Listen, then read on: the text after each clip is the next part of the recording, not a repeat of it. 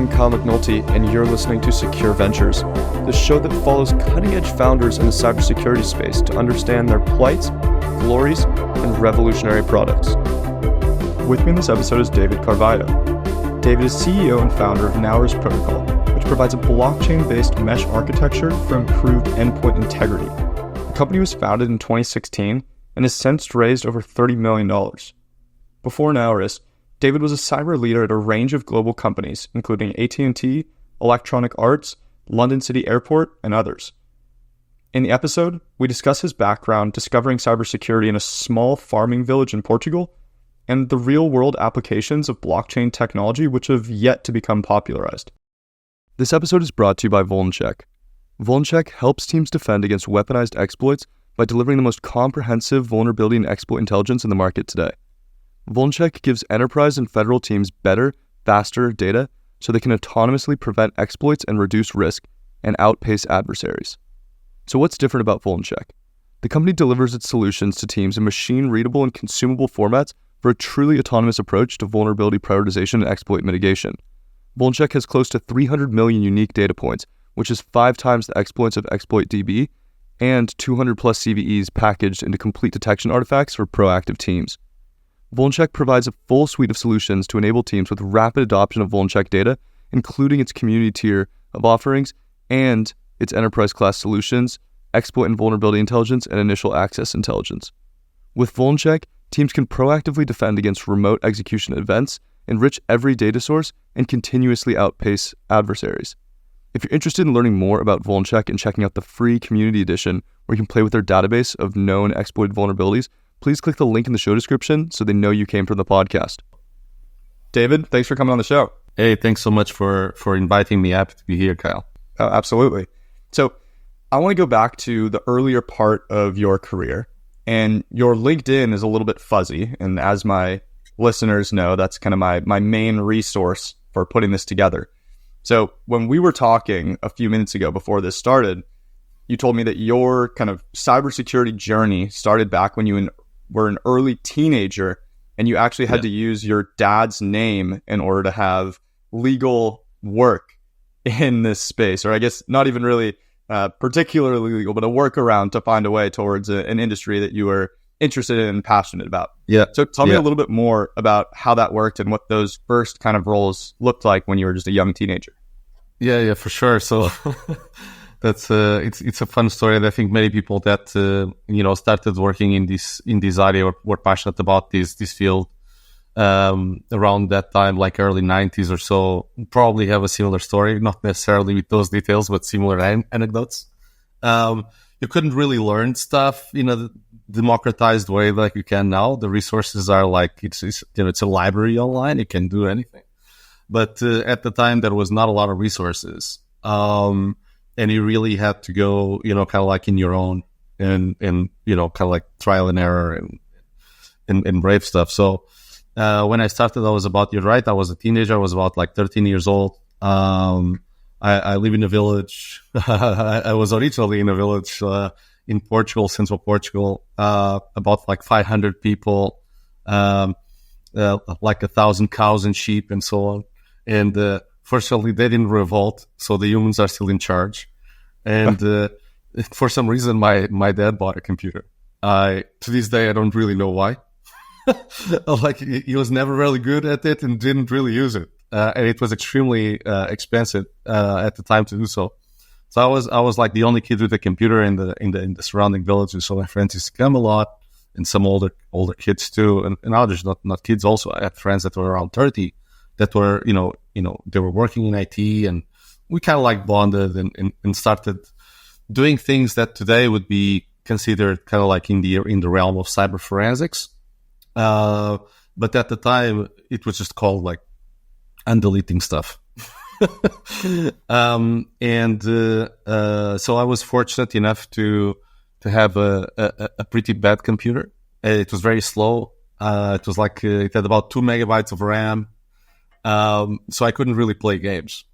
So I didn't have much to do, but how to learn how to do other stuff like installing the operating system, formatting my hard drive, getting into the technicals of things in general, learning how to program and so on. And so that's what I ended up doing. And if it would allow me to play games, I'm pretty sure I wouldn't be here now. I would be maybe still playing games.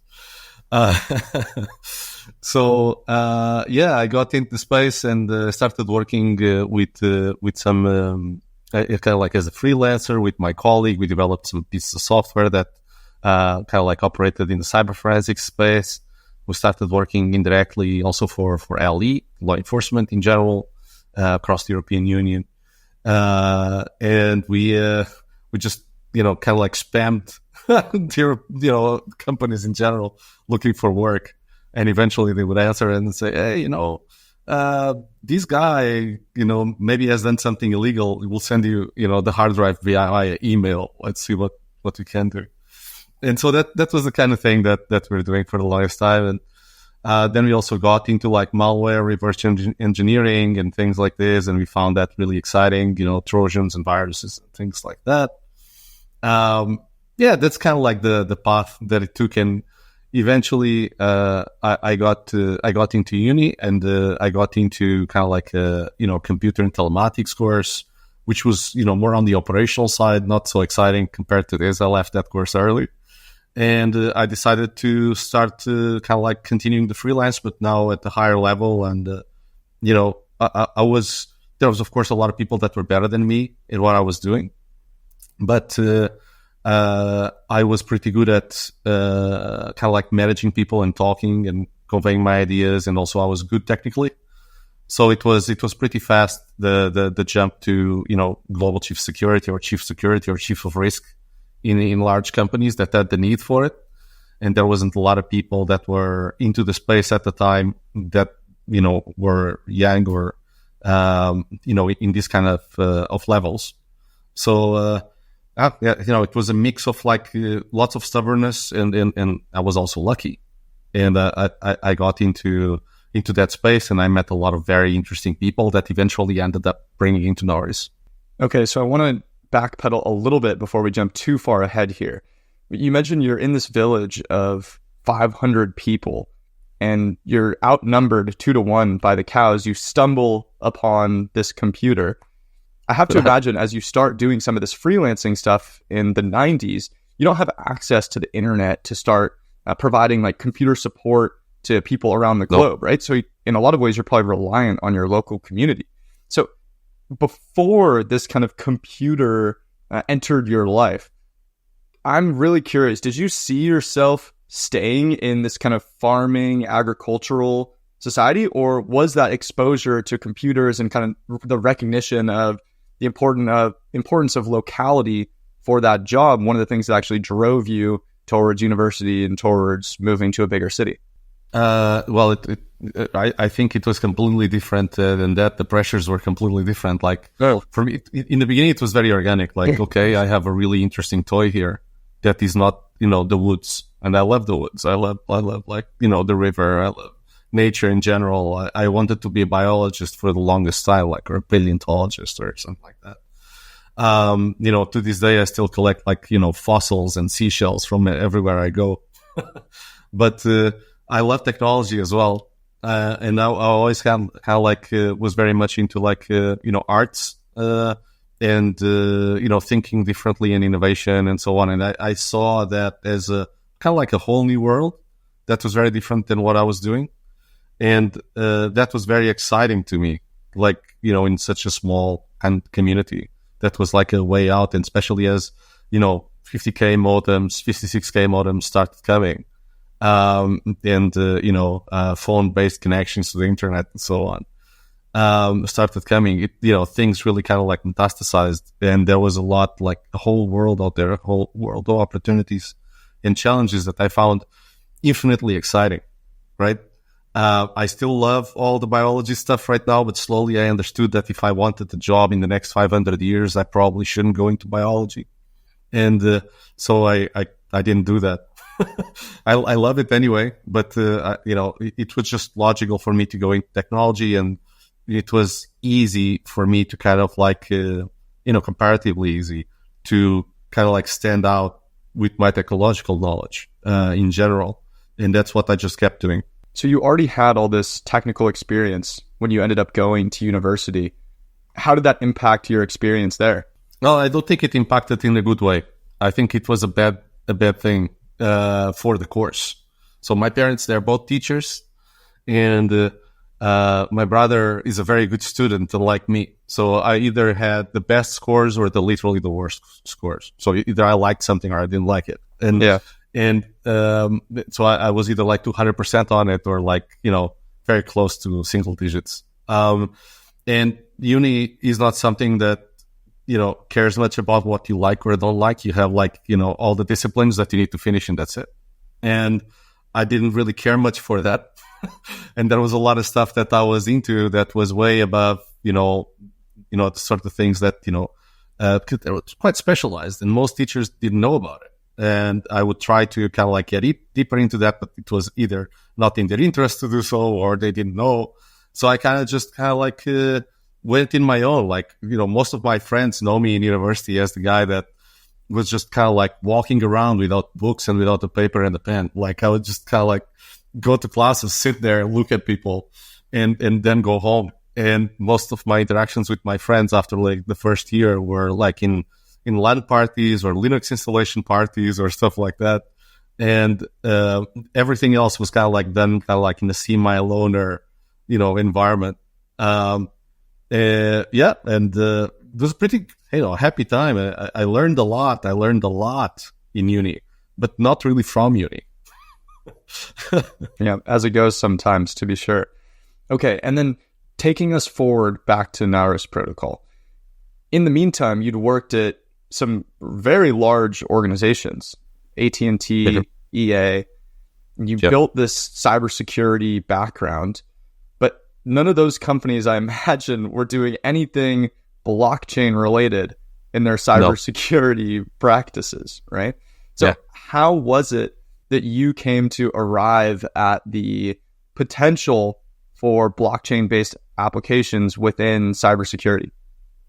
So none of the companies that I was in, the multi-billion-dollar companies that you mentioned, and like either or others, like global companies like OCS Group or London City Airport, what I was chief security on, that were of course critical environments in their own right. They didn't really have, they didn't really. Big companies are usually not at the kind of like the cusp of technology. They are more like followers or acquirers, right? They are just kind of like slow, big dinosaurs. They have a lot of risk that comes from their complexity and their size and so on. But from a risk management perspective, that's known. But from a technology perspective, I wouldn't say all of them, but the vast majority of them didn't have at the time, any sort of like AI program or cybersecurity program that was deep. It was kind of like keeping the lights on sort of thing. And my interest was always more in terms of actually maybe starting from scratch and building teams and creating capability and doing exciting things like, social engineering and,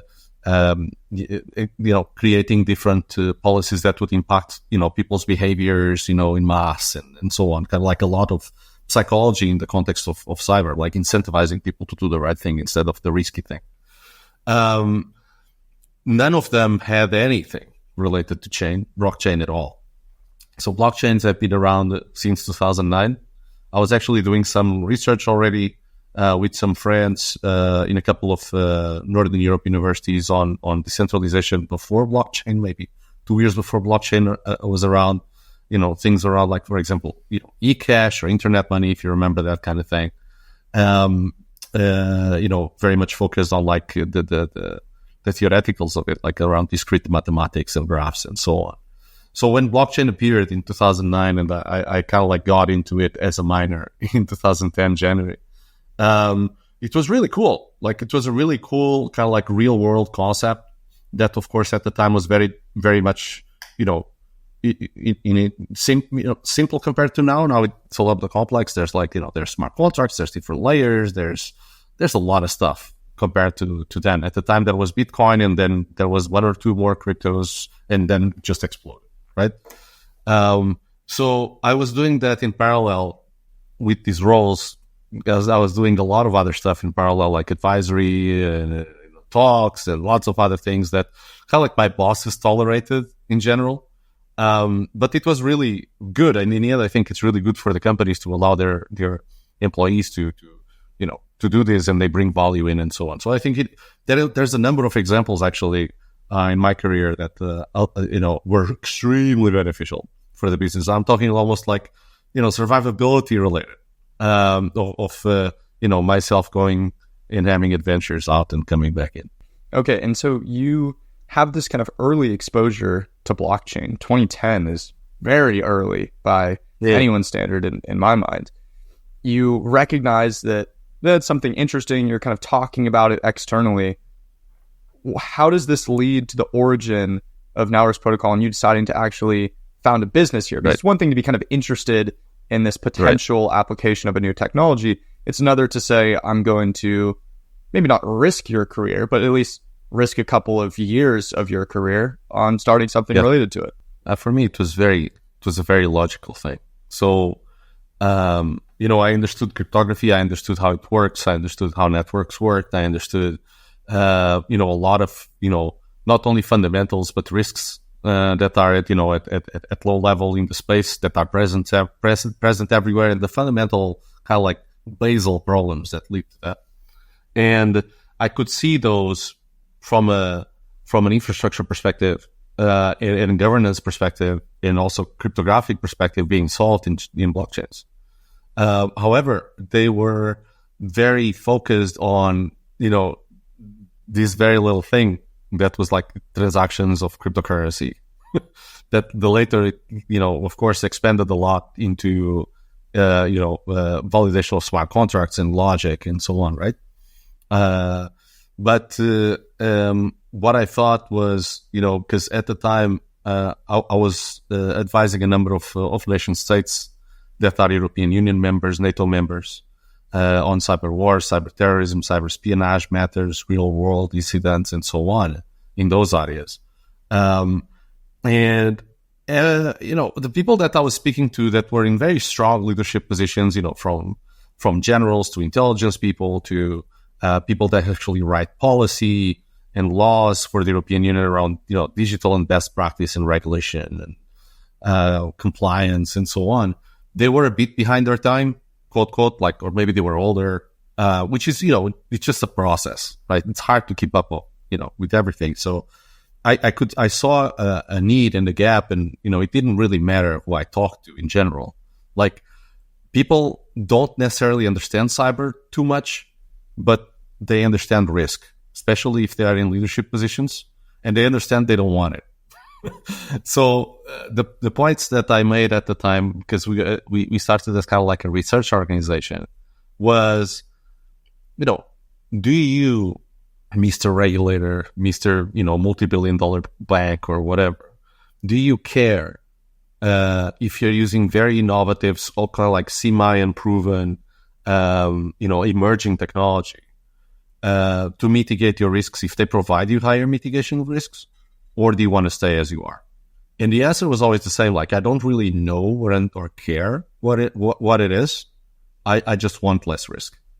So that kind of like led me to start talking to a number of former NATO leaders and generals and so on that I knew were on top of problems that were like real world geostrategic problems. I was always very interested in the in geopolitics, geostrategics, etc. So we had interesting conversations, and they also had similar visions as me, except they were not technical. So we kind of like brought these things together, and it made a lot of sense for me to in the beginning make a push for very some of the most advanced areas on the cryptography side and on cybersecurity side, bring them together with the concept of decentralization, so that we could mitigate what's called the central point of failure. Because there's talks at the United Nations level about this today and things like that. There's one of the biggest risks for humanity in general, and for many other risks that are related to digital, because every device in the world is a single point of failure to everything it is connected to, and vice versa. But that's not just the devices, it's also digital processes, applications and servers and services and so on and so forth, right? from your laptop to servers to IoT to mobile devices to antennas.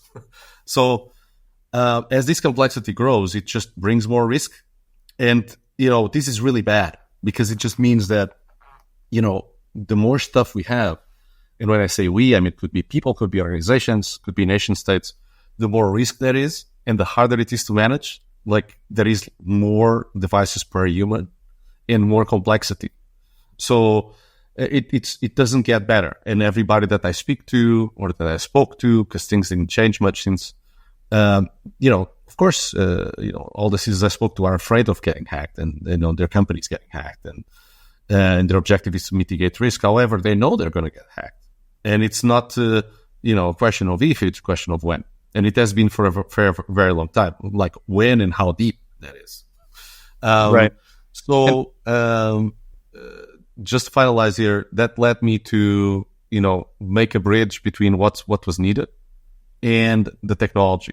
So that led me to bringing all these people together, as I mentioned, from those critical environments and getting their backing and creating an Naoris protocol. And as you say, putting my kind of like corporate career on a pause in exchange for a high probability impact project for the world.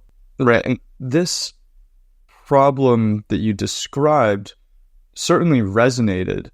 And for me, back when I was at KPMG in the late 2010s, we were talking about this, about, the concept of single point of failure and how decentralized networking through blockchain can reduce your attack surface. That made a lot of sense conceptually. In practice, I never saw a real use case emerge for this technology within the cyber landscape, even though the kind of underlying technology seemed to make sense.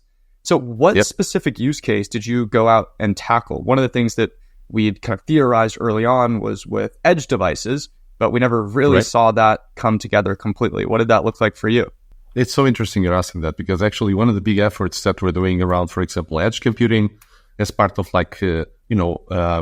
participants or validators in consensus mechanisms for the purpose of security, integrity, availability, confidentiality assurance is really, like core to what we're doing, and also looking very much into decentralized infrastructure as well, or deep in decentralized physical infrastructure more recently. That was kind of like the initial objective. So most of blockchains have focused on, I would say all blockchains have focused on validation of transactions of some kind, in crypto or some, code or something like that does something. But the infrastructure itself and the processes that support things were not captured by this. I think this is changing now.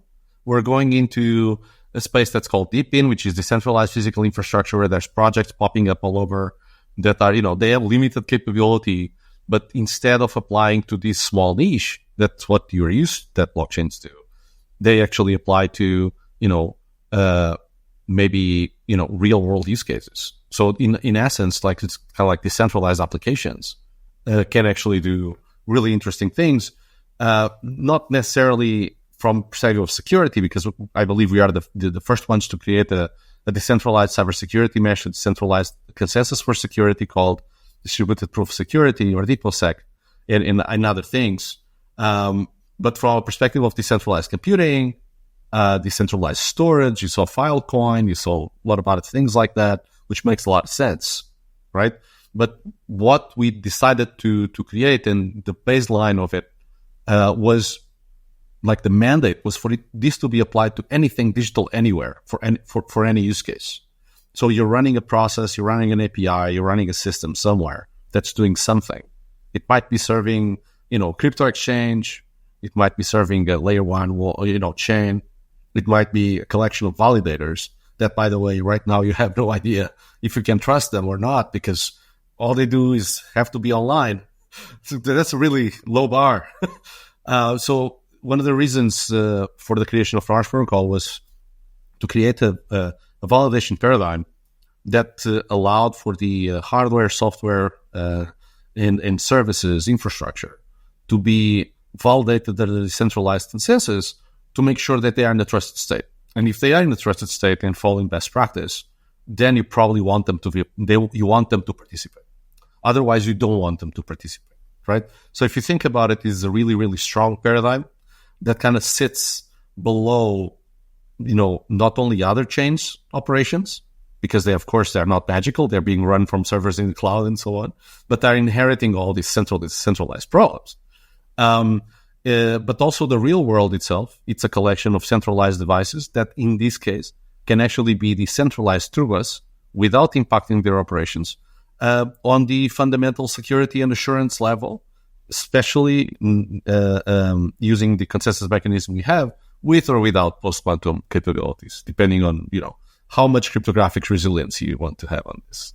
To help drive this home, can you give an example of a real-world deployment where Naoris protocol and the decentralized approach made a lot of sense? Sure.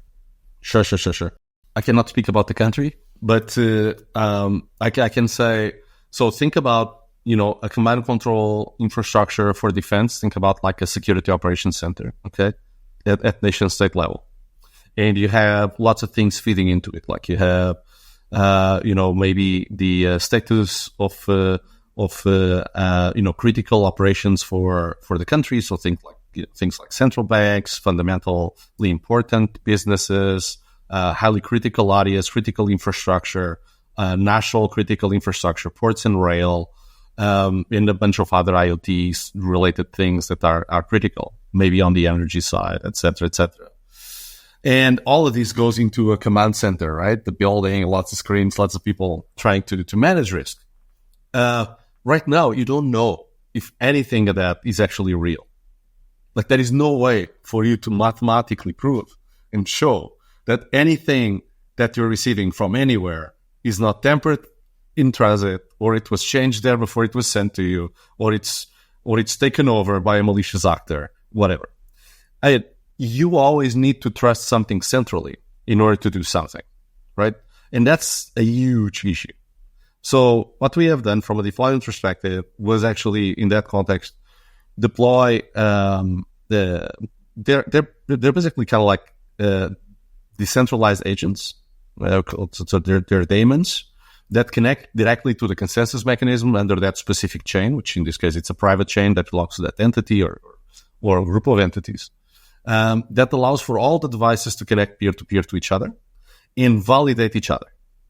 So for you to tamper with something critical on one of them, you actually need to tamper with the consensus mechanism itself. You need to tamper with all the other validators and change something.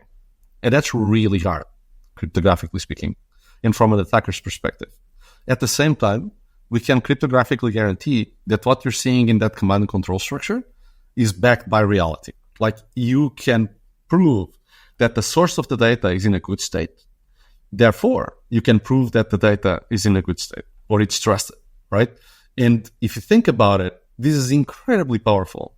It's probably the biggest, kind of like the most powerful thing in computation for the last decades, because it allows you for any sort of utility. Let's say you want to, for example, contact an API somewhere in the internet, but you currently have no idea if the API has been tampered with, or if the AI model you're talking to, is trusted, or if the data is coming from a good source, or it has been changed, or if the model has been tampered with and the answer you're getting is not the answer you should be getting, so on and so forth, right? It allows you to do that even in systems that you don't control, right? So it's kind of like it's a layer that allows you without any proof of knowledge, with zero proof of knowledge, to prove cryptographically that something is in a trusted state or not, and the environment around it as well, right? And this can be for whole chains of custody of data. So data is created here, it's sent there, it's transformed, sent to another system, API is exposed, and you consume it. You can guarantee that all these processes are in a good state, versus to kind of like just hoping that everything is fine, which is currently the situation. Okay, I want to go one layer deeper to try to really iron this out. Let's take the example that you're going with an electric utility. You have a bunch of ICS devices, let's just say like network sensors that are in place within that environment that are designed to detect traffic and be able to forward it back to the SIM that's monitoring it within the power plant. So we're not even going to take the whole nation state example here. Right. You're saying that this is preventing the kind of tampering of logs on any given device that would then be sent over the network to the SIM. What would be the example of the specific kind of data point that you're trying to ensure the integrity of in that use case? In an ICS environment, like SCADA systems, industrial control system environments, so on and so forth, it's a bit trickier because these environments can many times they can't be like what you would call a validator in many cases because they are very limited computationally.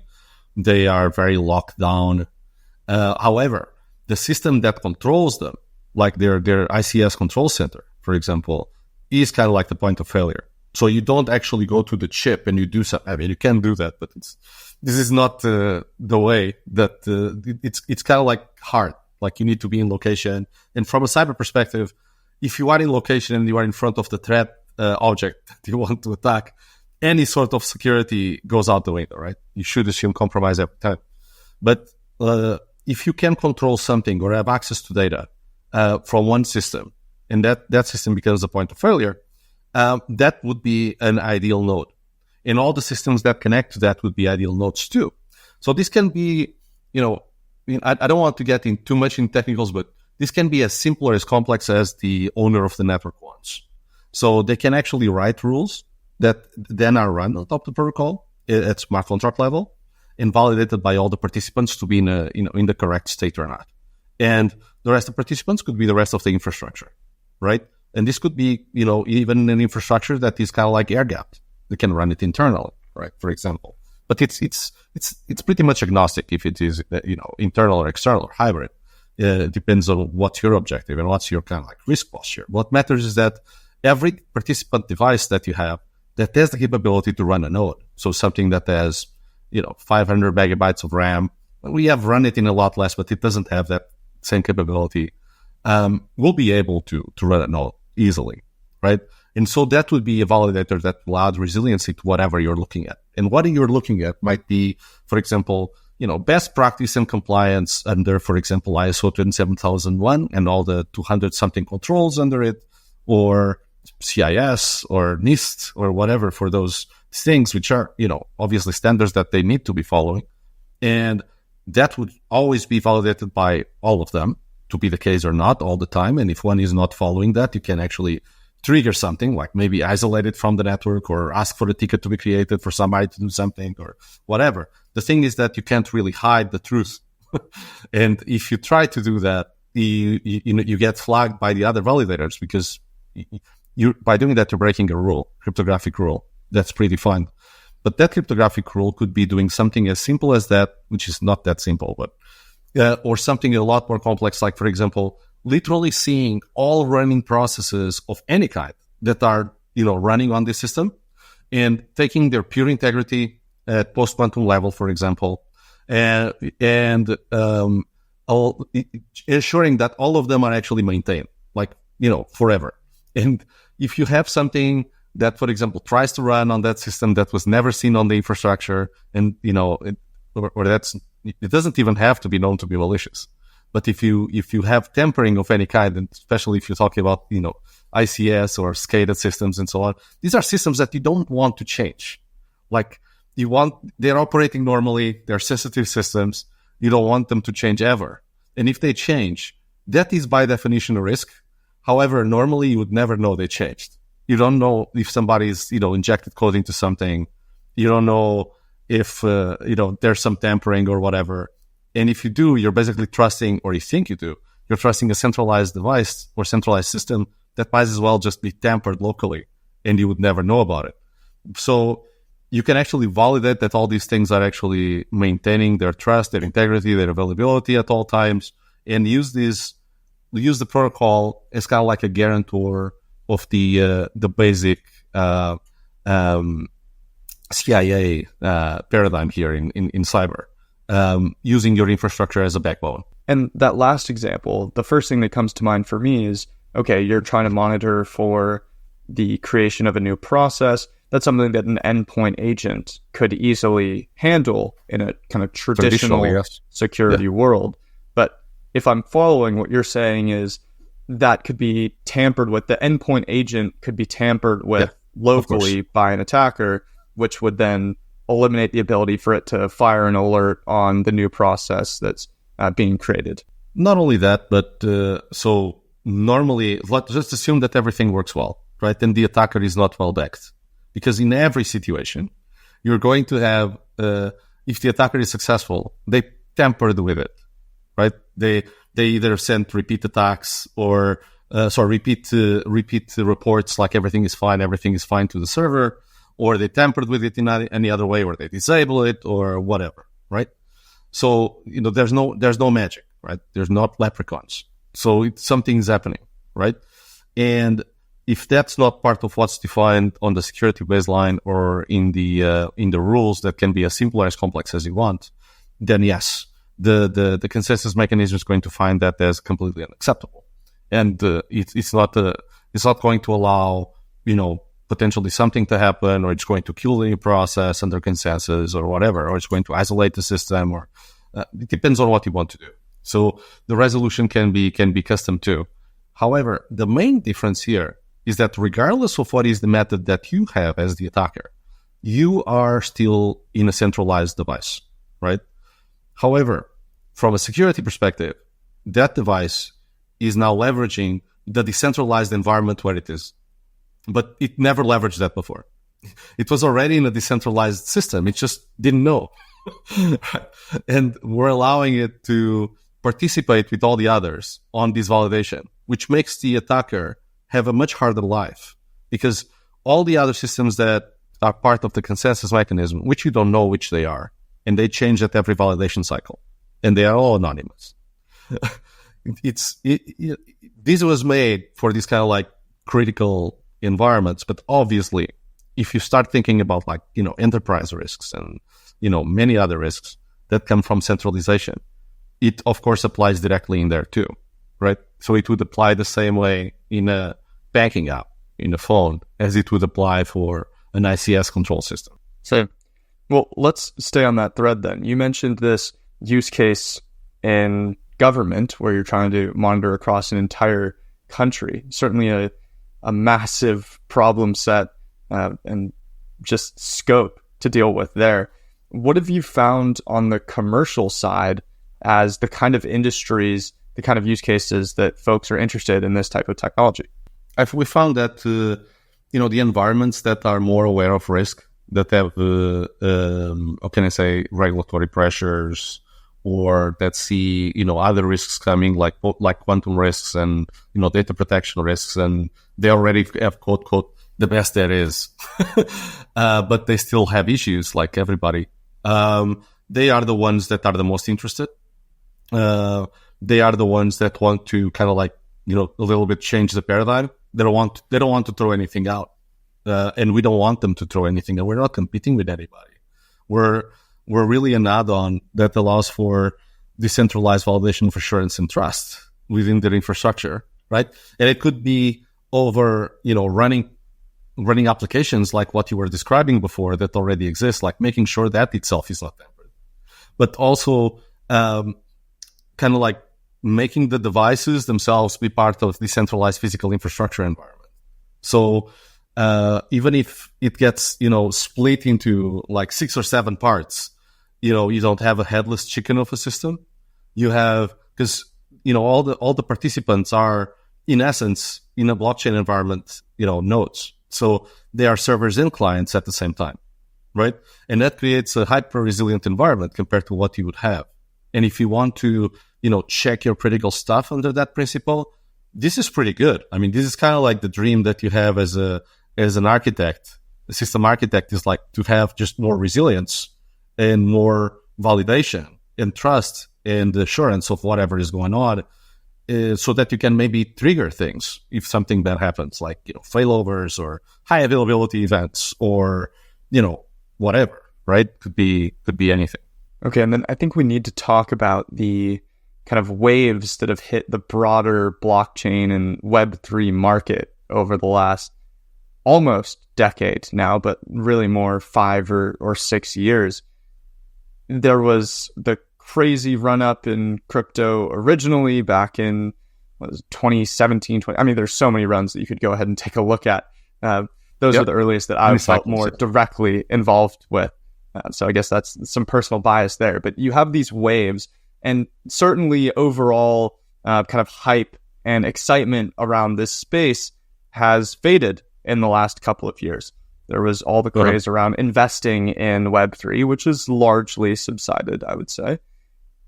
How has that impacted your ability to go and speak with different companies about the product that you're offering?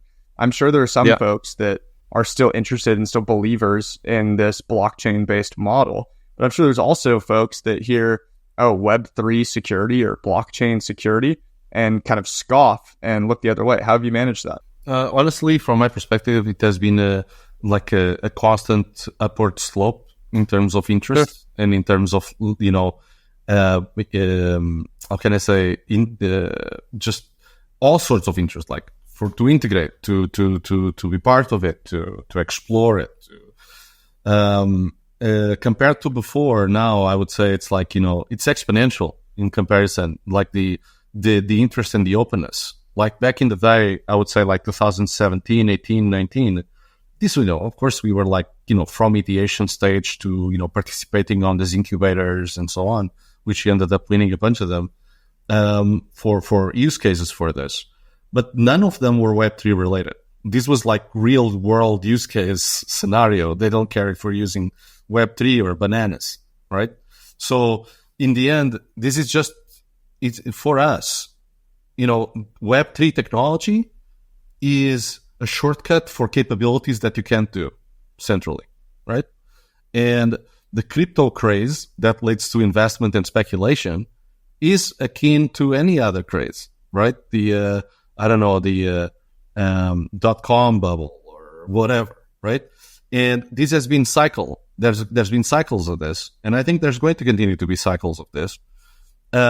We don't necessarily go out to, clients or investors or partners and say, hey, we are, come and buy our crypto or whatever. No, like this is like an honest real world use case of Web3 technology.